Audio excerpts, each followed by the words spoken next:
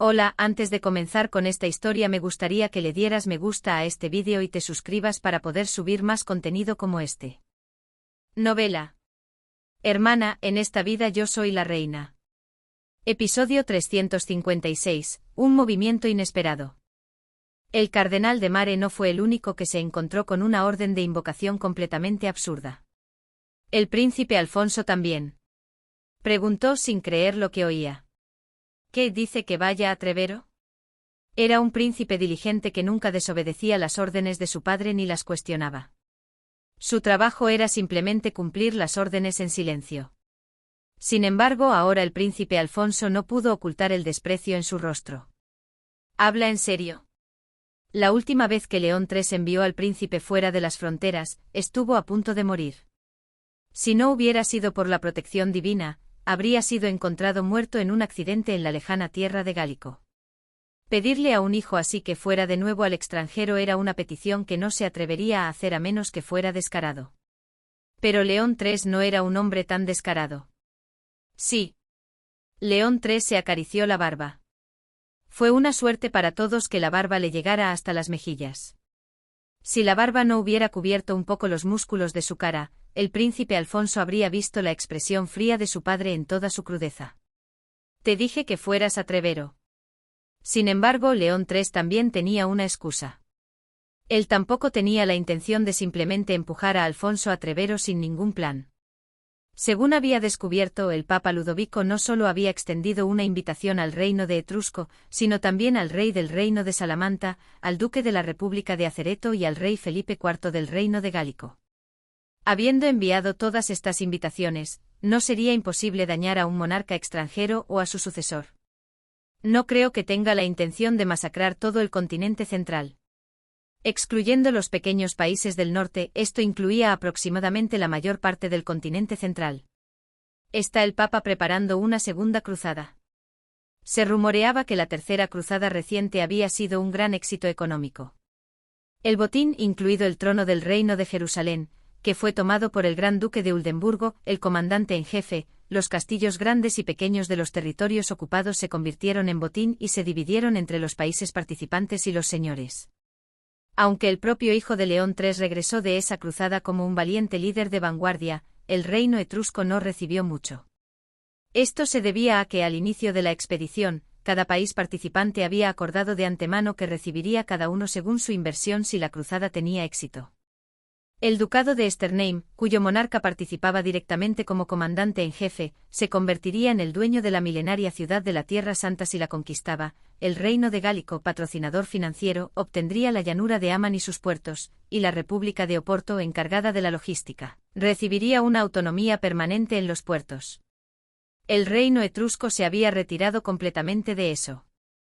La participación del príncipe Alfonso fue solo una circunstancia posterior. No me habría ofrecido indulgencias solo a mí. ¿Qué razón hay para distribuir indulgencias a los monarcas que no sea una cruzada? Al ver el éxito de la tercera cruzada, León III estaba ardiendo en deseos de obtener su parte. Todavía había mucho que explotar en la tierra de Jerusalén. Aunque la milenaria ciudad de la Tierra Santa y la costa habían sido recuperadas, el interior, conectado con las rutas comerciales internas del Imperio Moro, todavía estaba infestado de infieles. Si tan solo pudiera apoderarme de un territorio que incluyera la ruta de la seda. Al menos durante 10 años, no tendría que preocuparse por el tesoro nacional. Porque incluso si los despreciables señores feudales no traían los impuestos al tesoro nacional con prontitud, él podría mantener el hogar con el dinero que llegaba de los territorios de ultramar. No se podía estimar hasta dónde se elevaría el poder real. Para traer el oro recaudado de las tierras bárbaras de forma segura a San Carlo, tendré que entrenar una armada. Una sonrisa apareció en sus labios.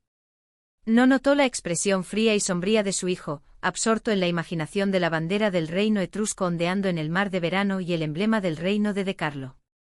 Una voz grave interrumpió los pensamientos de León III. No hay nada que hacer. León III se sorprendió por la descarada negativa de su hijo. Pero Alfonso giró la cabeza con frialdad. ¿Estás desobedeciendo mi orden? León III preguntó. Alfonso giró la cabeza hacia el frente y miró a su padre con sus ojos grises azulados. ¿Es una orden como rey que vaya a Trevero? Eran unos ojos idénticos a los de la difunta reina Margarita, con el azul profundo superpuesto y las comisuras de los ojos caídas. La única diferencia era la mirada desafiante, quizás belicosa, que no se encontraba en su madre. Si digo que no iré, ¿me castigarás? León III sintió una amenaza instintiva de su propio hijo. La figura de su hijo, alta como una torre, se cernía fríamente sobre él. Su único heredero ya no era el niño que corría y jugaba en sus brazos. No, no puedo hacer eso. León III dejó que sus palabras se desvanecieran. Cambió su voz a un tono suave y comenzó una estrategia de persuasión. ¿No podrías ir para ayudar a tu padre? Ya te concedí la petición sobre los impuestos que me hiciste una vez. León III le recordó a Alfonso el contenido de su propuesta sobre los impuestos territoriales y aduaneros. No era una suma grande, pero el rey había aceptado la petición del príncipe de reducir ligeramente el impuesto sobre la tierra por un año y compensar la disminución de los ingresos fiscales estableciendo un impuesto permanente sobre los comerciantes. Su Majestad. Sin embargo, la reacción de Alfonso seguía siendo fría. ¿Petición? Fue solo una sugerencia sobre la política nacional. León III maldijo por dentro. Las sugerencias sobre políticas nunca se hacían por pura lealtad patriótica. Al menos así era entre León III y su círculo. Seguro que recibió algo a cambio, y cree que no lo sé. Pero ahora él estaba en una posición desventajosa. Para que yo pueda escuchar tus sugerencias con atención, ¿no crees que tu perspectiva debería ampliarse más? La voz del rey se volvió dulcemente melosa. Era el grito desesperado de alguien que, aunque no tenía nada que dar, quería obtener algo, buscando una ayuda mutua en el futuro. Acarició a Alfonso con ternura. Ver el patrimonio cultural que el continente central ha acumulado entre veros será una gran oportunidad para ampliar tus conocimientos. Alfonso sonrió levemente. Ya había visto la milenaria ciudad en la Tierra Santa. Lo pensaré. Se levantó. Era un rechazo. Ariadne estaba con dolor de cabeza. Las cosas no van bien. Había asistido a esta fiesta por si acaso, pero aunque había escudriñado desde la entrada, no veía a la persona que buscaba. Hoy asistía a un recital de poesía organizado por el condado de Rinaldi. La familia Rinaldi era la familia de su amiga Cornelia, y esta familia tenía 2 hijas adultas, además de la más joven que aún era una niña. El conde Rinaldi organizó un evento social disfrazado de actividad cultural para encontrar maridos para sus hijas en edad de casarse, y la condesa Ariadne de Mare, conocida por su profundo conocimiento de la teología y la literatura, era la invitada perfecta para invitar. Cornelia, que recorría el comedor utilizado como sala de recitales para atender a los invitados, descubrió a su amiga y se acercó. Cornelia. Gracias por venir. Cornelia se sonrojó, avergonzada. No sé si es necesario llegar a esto por un matrimonio. Cornelia, de carácter recto, no estaba acostumbrada a pedir favores a los demás. Ariadne, para aliviar su vergüenza, dijo: Es un asunto importante. Ariadne respondió con una expresión serena. Me gustaría que solo tuviera una amiga a la que solo pudiera ver si visitaba el convento. Sin embargo, el contenido no era nada sencillo. Cornelia guardó silencio. Guarda esa vergüenza innecesaria. Si puedo ser de ayuda, siempre vendré con gusto. Gracias.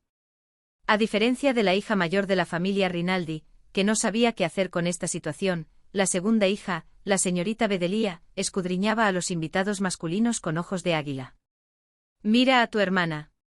Así es como hay que buscar con iniciativa. No me preocupa en absoluto esa amiga. No te preocupa tu hermana, pero sí yo.